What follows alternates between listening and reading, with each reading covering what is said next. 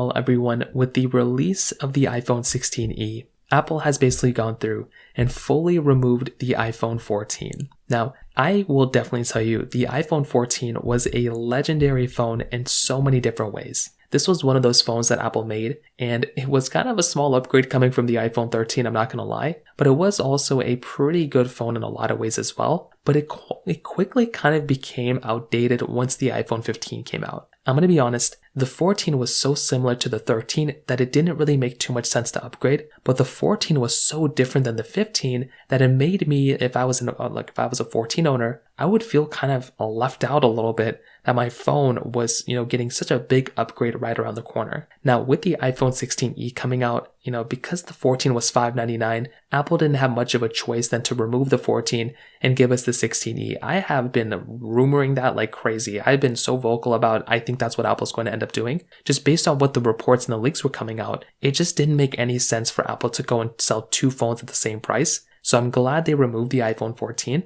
Now, the cheapest iPhone, I think the iPhone SE 3 is still being sold, which is kind of insane. But even if that's not the case, the 14 itself was still a very legendary phone, and Apple actually did end up removing the iPhone SE 3 as well, thank goodness. With the iPhone 14, this is one of those phones that exterior and just overall how it holds up still holds up very, very well. When you take a look at its successor, which is the 16e this phone took a lot from the 14. The layout is very similar, but that front display is almost identically the same thing. If you spec out these iPhones to be the same color and same, colors in general, there's a lot of overlap here. And I do think that's a very important thing to keep in mind because Apple wanted to re-embrace the 14. They wanted to use the same parts because it's so much cheaper. And they made a 16e, which I think is overall a good upgrade coming from the iPhone 14. So when you take a look at the iPhone 14, there's two things. One, if you currently own an iPhone 14, I would recommend keeping it. I think it's still a good phone overall. It's still very fast and still giving you decent battery life. But if you don't own an iPhone 14,